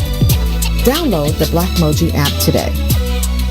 The Chicago Legal Network is the collaboration of attorneys that concentrate in many areas of the law most needed in Chicago neighborhoods. The CLN lawyers focus on personal injury, criminal defense, and other issues. The CLN lawyers all average over 20 years of legal experience and are dedicated to helping the Chicago community. The Chicago Legal Network is committed to developing Black lawyers through mentorship and co-representation. So if you were injured in a car accident, slip and fall, or injured on the job, or you need assistance with criminal defense, including driving violations and DUI, check out ChicagoLegalNetwork.com for more information or call 773-912-3545. 773-912-3545. Trigger with Instructor Mike on Tuesdays and Thursdays, 11 a.m. to 1 p.m. Why? Why? Because someone told a great guy no. No! God, please, no! No! And he told that no, and he said, fuck it, I'm gonna go ahead and turn that no into next opportunity. That's the latest book I just released, what I tell myself about no, because children who do not understand the power of rejection and the propulsion that occurs inside it becomes adults who can't take rejection, and your next opportunity could be right around the corner if you just understand how to use that no. And that's why we exist at What's in It for the Black People Media Network, because someone took a no and said, I'm gonna create next opportunity. You're not silencing the voice, because that's what's in it for the Black people, is the truth. Not always that you want to hear, it's the shit that needs to be said, because our ancestors fought and died to give us the right of access, and who the fuck are you to tell me no? Only on What's in It for the Black People Media Network.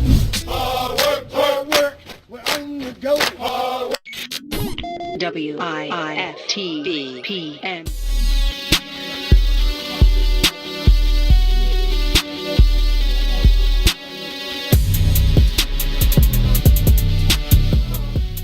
Boy, Sonia is doing it up over there. I try to be quiet today. What? Like, what is this? That's it. Good. Shouts out to the musical conductor, Sonia Escobar. Thank you. All right, those of you who are watching, we're back with What's in It for the Black People. Presents Triggered. I'm your host, Instructor Mike. It's 12:30. Today's Thursday, October 22nd, and we're talking about the grand jury in the Breonna Taylor case. Yeah, we're going to focus on that too. The grand jury in the Breonna Taylor case. Juror in that case said the grand jury didn't agree that the fatal shooting was justified. Of course you didn't agree. Of course you didn't agree. The statement came after a judge ordered records in the proceedings released to show if publicly elected officials are being honest. The grand jury, this is again according to the NBCnews.com, a grand juror who heard evidence in the Breonna Taylor probe said Tuesday that the grand jury didn't agree that her fatal shooting was justified, a disclosure that came after Kentucky judge ordered the records be released to show if publicly elected officials are being honest. In a statement, grand juror number one, identified as the person, has been identified by lawyer Kevin Glogor, said that the only charge presented during the proceedings was wanton endangerment. And of course, if you listened to the record of the proceedings, which is on YouTube, you can listen and see that the only charges that were presented was the charge of wanton endangerment against former Louisville Police Detective Brett Hankinson. He was indicted last month on that charge for firing shots into the apartment of Taylor's neighbors on March 13th. Kentucky Attorney General Daniel Cameron, we'll talk about that, Desmond, too. Kentucky Attorney General Daniel Cameron, whose office investigated the fatal shootings, has called the use of force justified. And we all know the story about how Taylor was shot, things like that. Hankerson was the only officer charged in the incident, and none of the other officers, including the one who Cameron says fired the fatal shot, faced charges directly related to Taylor's death. In the statement, the grand juror said that homicide laws were not explained during the proceedings, even though the panel asked about them. Questions were asked about the additional charges, and the grand jury were told there would be none because the prosecutors didn't feel they could make them stick, the statement said. The grand jury didn't agree that certain actions were justified, nor did it decide the indictment should be only on the charges, should be the only charges in the Breonna Taylor case. The grand juror added that self-defense and justification laws were not explained either.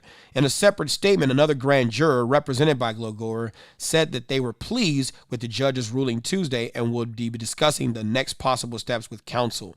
The statements came after Jefferson County Circuit Court Judge Annie O'Connell ruled that the records in the proceedings could be released, allowing grand jury panelists to speak publicly and answer questions about the case. While normally grand juries operate under the veil of secrecy, this case was unique because all parties are known to the public, and Kentucky Attorney General Daniel Cameron has given extensive statements on the case, according to O'Connell. To be clear, this court's ruling on the motion is applicable only to that case, O'Connell wrote. There exists an additional interest to consider making this decision, the interest of the citizens of the Commonwealth of Kentucky, to be ensured that its publicly elected officials are being honest in their representations.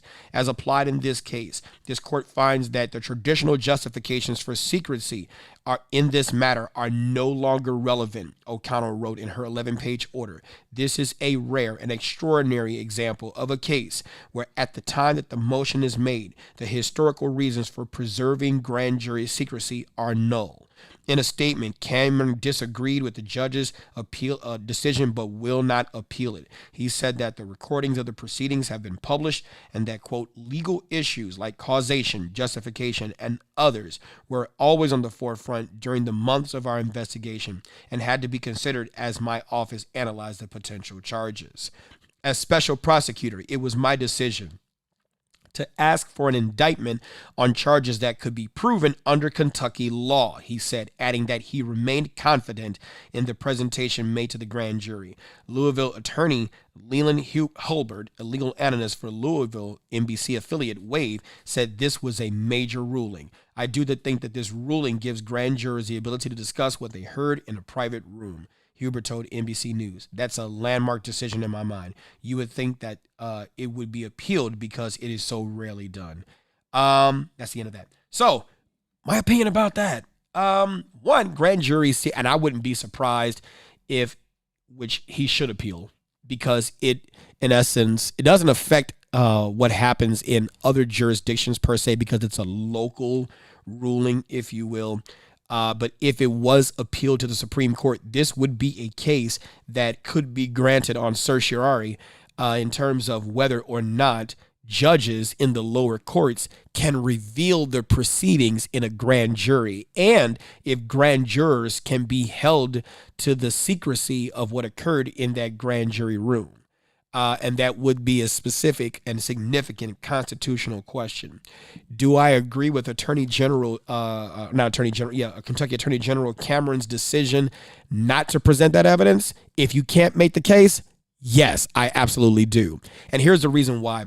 You got a lot of people that want to pass off their job to someone else so that they can politically wipe their hands of what is going on in that given situation. Same reason that, I've kind of been a critic of State's Attorney Kim Foxx in Cook County, but I still give her praise, in essence, for her decision not to charge Midlothian police officer Ian Covey with the unfortunate death of Jamel Roberson. She did not pass off that duty to the state's attorneys and say that we are going to prosecute him and let the jury or the judge decide his fate. She analyzed the situation and determined, given the facts and circumstances and the information presented to her by the Illinois State Police Public Integrity Task Force and by other investigating bodies that had a duty to investigate parts of the whole investigation, she made the decision not to charge.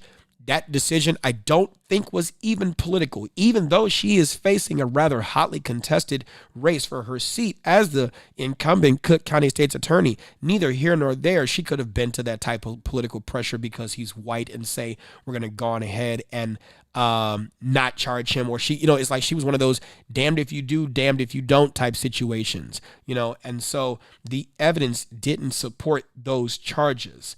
And I hate to say it, and you can get offended by it, but if you don't know anything about the law and you don't know anything about procedure, what the fuck are you getting mad for? You're getting mad at the innocence, in essence, of your ignorance. Pick up a law book, talk to a law professor, talk to multiple law professors, talk to somebody who has a clue so that you can get a clue so that you can not piss yourself off unnecessarily. And in this situation, if I were Attorney General in that given situation in Kentucky, would I have made the same decision? Yeah, I'd have made the same decision not to present evidence because there was no evidence to show that while she was shot, while the death was a wrongful death under a civil standard, check that box. You're going to have to pay out because that shit sucks. That's what happens when you act in a manner that results in someone's death. But was it to the level of criminality? No, it wasn't. How did they know she was even going to be there? They had no knowledge that she was even going to be there. There have been times that I've hit a house with a team and the car is there, but the person is not. That happens. You don't know that that person is going to be there, okay? And so what's good for the goose then has to be good for the gander. If we are in fact going to charge these 4 officers when there is no evidence, then we need to go back and charge Kenneth Walker for shooting the police officer when there's no evidence that he did it with malicious intent. He did it because he thought they were home invaders coming inside. That's why they charged him and then let him go, because we cannot win. We cannot win. We cannot win. And so if what's good for the goose then has to be good for the gander, charge the other officers with the murder of Breonna Taylor only for them to be acquitted. Then we must charge Kenneth, but what will be the verdict in his case? Will he get found guilty? What is this thing about a grand jury? You do understand that a grand jury, just because they're titled as grand, does not necessarily mean they hold grand intellect or education about the criminal justice system. There is a statement that a grand jury can indict a ham sandwich. Why? Because they're really only getting one side of a situation or one side of what the state or the government, in essence, is producing to them to secure an indictment. And so these grand jury proceedings are held in silence and in secrecy, right? But it's really ex parte. What is ex parte? Without the other person's presence. So you don't get to have the defense attorney to cross-examine any witnesses that the state may put before the grand jury. So in essence, an indictment is in fact a one-sided indictment, right? That's the legal system. That's what we have. That's what we have. Okay, and so you asked a question. So is this a rare case of a jurist forcing to forefront the criminality of the special prosecutors? Yeah, this is a rare case, but I wouldn't in essence say the criminality. I wouldn't say the criminality. Yes, the state's attorney or any attorney that has that duty as special prosecutor does have a duty to present the evidence that they feel they can win before the grand jury. It isn't well, this is what I got. What do you think we can do?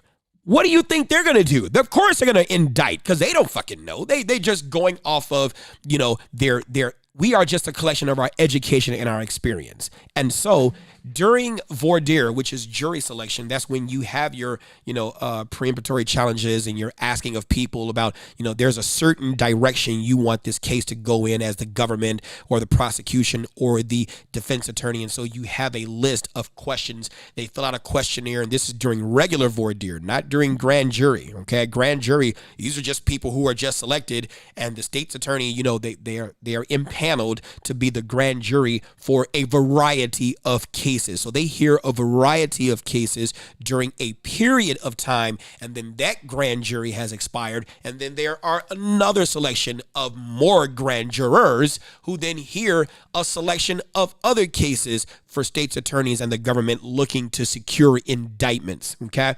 And if you have an indictment, it supersedes a preliminary hearing. So after an arrest, you've got a case of Pugh versus Gerstein where the government has to establish that there was probable cause to detain. Okay, that's a Gerstein hearing. Okay, typically the state, states whatever the case was that caused this person to get arrested. The judge will typically, regurgitate Gerstein satisfied. In other words, that there is probable cause to detain. Probable cause to detain is not proof beyond a reasonable doubt to convict. So you have a higher burden you have to meet. And so when the state's attorney and a prosecutor is deciding on what case they can win, not what case they can indict. Okay, what case I can indict is what case I can win, right? Can I win this case? Can I state with a great degree of certainty in this jurisdiction with the jury of his or her peers? Can I make this case work? Right? Can I craft a narrative or a story that a jury will buy if, right, the defendant selects to have a jury? The state's attorney or the government doesn't state, hey, we're going to try this before a jury because what if this person is legally astute, right? And they decide, I don't want to have a jury trial. I want to have a bench trial. So now the little trickeries, in essence, that you might be able to pull past a jury, if you will, you're not going to be able to get that past that judge because the judge has tried so many cases and they understand, first of all, how you operate as an attorney. They've seen probably so many cases, and depending upon the jurisdiction and how many judges are in that jurisdiction, they know how you've operated because they see how you try cases. You could be a popular lawyer or an unpopular lawyer. Like you see Sam Adam. Sam Adam is going to be, and shouts out to Sam Adam and the law offices of Sam Adam. You could see somebody like him and in the courtroom he's going to be an explosive attorney. He's that kind of person. He was an explosive person with the Rod Blagojevich case. He was very successful in getting a great percentage of those charges where they could only convict, I believe, out of 14, they were only able to convict on 2, I think, or maybe not. And then the government decided they were going to retry him again, this time under a different lawyer who's not Sam Adam. And what happened? Rod got rotted. So certain attorneys how they're going to perform. If you remember the People versus O.J. Simpson, how as soon as Marcia Clark learned that O.J. Simpson had retained Johnny Cochran, she knew she was in for a fight because of the type of attorney Johnny Cochran is. Now, when talking about a jury, you might be able to get that stuff past a jury, which is why Johnny Cochran was successful, because the triers of fact was not the judge. The triers of fact. Rewind that term. Triers of fact, the evaluators of the evidence, were 12 people, the jury. And O.J. Simpson, by and through his counsel, made the decision to have this be a jury trial instead of a bench trial. If this was a trial where it was Judge Lance Ito, O.J. Simpson would still be in jail right now for murder. But this was a jury trial. And so Johnny Cochran, knowing how his jury was able to craft a narrative and create that narrative based in part on the racism and essence of one Mark Furman, right? But he was able to craft that narrative and create a hell of a degree of reasonable doubt to show that, there's some inconsistencies in this, and it is possible that Mark Furman could have planted the glove.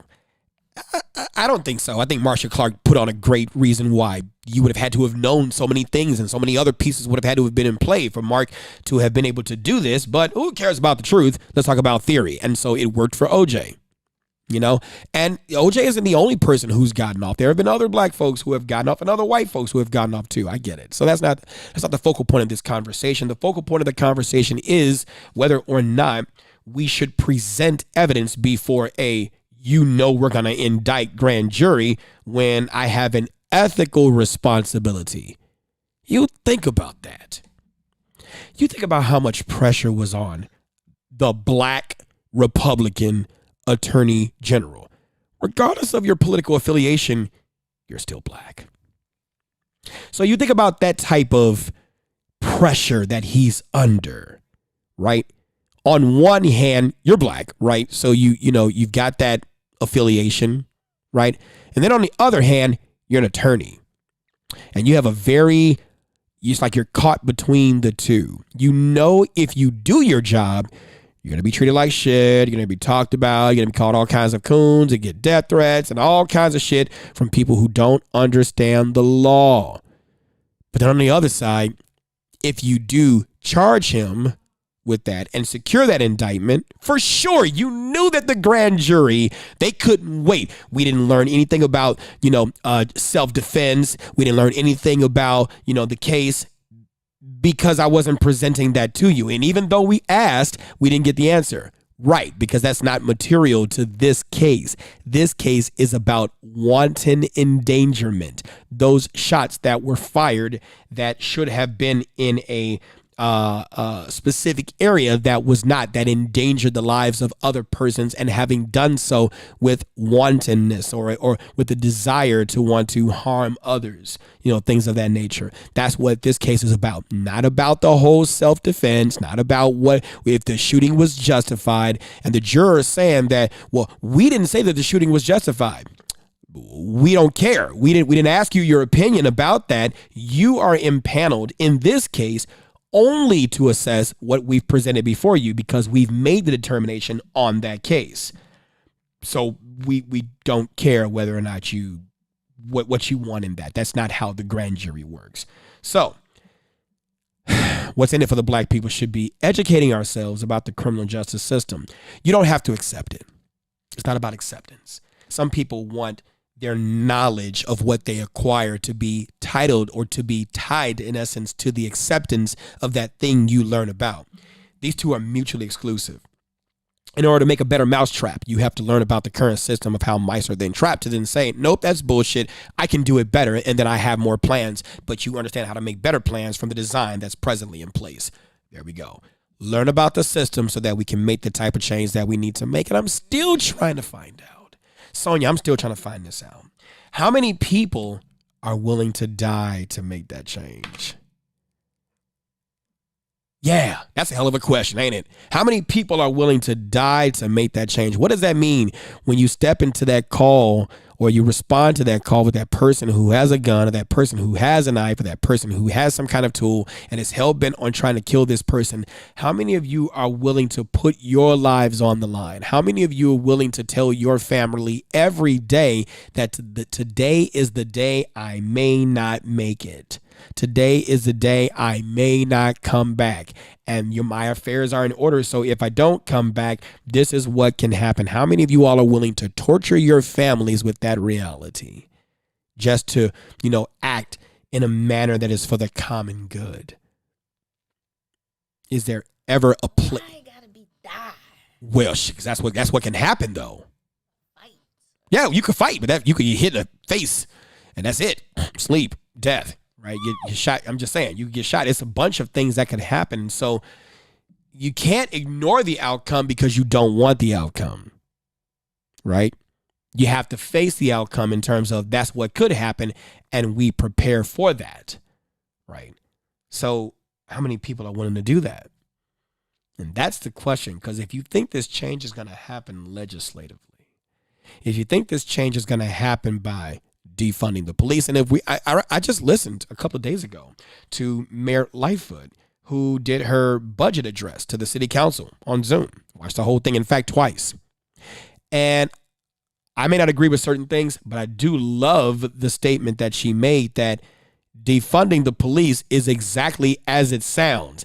That means getting rid of the police officers who are there, because if you've ever been in any department budget meeting, you know that a great percentage of the police department budget is on personnel.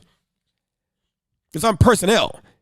You're talking about taxes that you have to pay. You're talking about, workers' comp and other type. The highest thing, or the highest expense in any company is always personnel.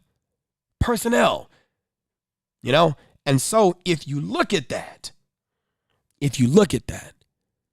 that is the type of situation where defunding the police is not the answer, especially when your ass ain't about to go out there and patrol the streets. You damn near want to fix your house. How you gonna fix somebody else's house?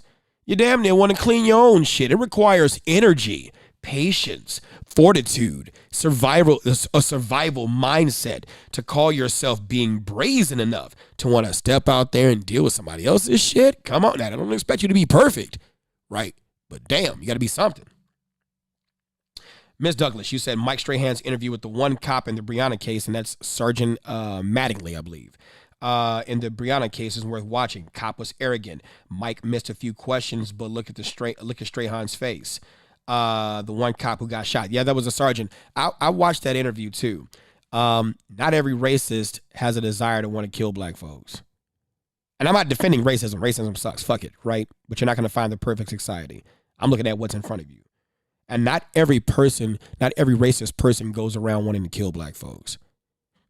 That's a fact. If you could show me that every person who's racist is a killer, I'll shut up. She ain't gonna be able to do it, right? He said, and I believe him, we didn't know she was gonna get shot. We didn't know we were gonna have to shoot. There are a lot of search warrants that are affected, and you would know this if you were out there doing them. There are a lot of search warrants that are affected where shots aren't even fired. Doors are breached, hell yeah. Flash bangs, which are grenades that you take the pin, throw it off, throw it inside, maybe about anywhere from 3 to 5 seconds, depending upon, I would say between 4 to 5 seconds. There's a loud concussive explosion of light and sound, which are called distractionary devices. Okay. And depending upon what house we're hitting, they may be thrown in certain areas. They could be thrown in the back, on the side, in the front, but they're definitely thrown in the area where the operators are getting ready to breach that door. So as soon as the ram hits, bow, or as soon as dynamic entry is made, a flashbang is thrown in, and even the flashbang has hurt people before. But it's not always the case that shots are fired. Many search warrants go without a shot being fired, and then some go with the shot being fired. Some go with officers getting killed. Some go with civilians getting killed. That's the nature of what happens in search warrants, especially search warrants of narcotics, the narcotics type. You really should go check out some of these videos and actually watch what occurs. I agree with Kenneth doing what he did. He shot at home invaders. They weren't home invaders. They were the police. But he shot at who he thought was home invaders. That's why he's not facing charges. Okay. So that's where we are with that. That's where we are with that. Now, Waukegan has a situation going on where there was a young black boy who was shot by the police and killed. The other person who was shot was hospitalized, said to I believe to be in good condition. But there's a situation regarding that. Now, there's a protest that's supposed to happen in Waukegan. Look, yeah, this is. I'm going to research that. We'll talk about that Tuesday because I'm sure more is going to come out. But what do we do? What do we do? What do we do, Mike? Do we want, there is a duty for police officers to respond and to actually bring about a resolution of this situation or in situations. Do we want to shift it to where police officers have options? Because I'm going to tell you this. You said Mike Brown for Secretary of State. Nope, I don't want it. I'm good. But what about police officers getting licensed? I've heard that floating around before. They get licensed and they get insured, right? And I think they should. Here's the reason why. So I'm a licensed professional and I'm insured, right? But guess what I have? I have options. I don't have to serve you. If I don't want to serve you, I don't have to. And no one can make me. The state can't say, you gotta serve this person. Nope. If they pay me and I want to refuse their service, I can give them the money back. Have a good day. So if I'm a police officer and I'm licensed, right, and I know that if I act in a manner that is negligent, then it's going to cost the insurance company, it's going to raise my premiums up, or they may drop me from my insurance, that means I'm going to be more selective. Which means if I go to your house and I see, oh, you two are arguing? Shit. I don't want to be here. I'm sorry. I know how this is going to go. And I'm white too. Let's say I'm white, right? And I'm white and you're black. Oh, shit. Nope. Sorry. Got to go. 4:35. I'll be 10:08. Where you going? You leaving? Yeah, I'm gone. Why? I called the police. I know. We came. I don't want to be here. You don't have that choice. Yeah, we do now. Now we're insured. And if I intervene in your situation and it results in me, I'm not going to lose my license for you. How many of y'all heard that before? I'm not about to lose my license for you. I'm not going to lose my good government job. I'm not going to use my good government job. And I can't be penalized because I have the option to back out. But Mike, low-key, they do it. The delayed response. Oh, yeah, they do. Low-key. Right, low-key, they do it. Yeah, the delayed response, but it's still a response. Remember, 435, we need you to respond to such and such and such and such address for a domestic situation. Caller states that her boyfriend came back with a gun. Oh, shit. Watch, you won't hear. 435, you going to respond? No, I think I'll pass it off to the Sarge. 430, you going to respond? Nope, I'm in the bathroom. 420, nope, 10-6, I'm on lunch right now. Shit. If you think the response is delayed now, which it is, let's talk facts. Oh, it's definitely going to be delayed. But I will tell you this though, you'll see fewer occurrences of persons shot. We haven't floated that theory. You think about it. You will see few occurrences of a person shot, especially black folks. Because if I'm white and I know I respond to that call, remember, the law says now they gotta respond. It's not an option. By law, they gotta respond. The time of response is different, but they gotta respond. So change the law. You have the option. And you got to get insurance. I'll get that insurance. I'll go back on the job. To have to choose to respond? Shit. I'm going to make it all the way to retirement. And catch that bag too? Avoiding conflict? I ain't going. I'm triggered. I'm triggered already. All right. This is a good show today. Thank you all for watching. Go on ahead and tune in next because the bigs, they are up next, okay? Until next time, this is Instructor Mike. This is Triggered on What's in It for the Black People Media Network. I'll see you. WIFTVPM. The Chicago Legal Network is the collaboration of attorneys that concentrate in many areas of the law most needed in Chicago neighborhoods. The CLN lawyers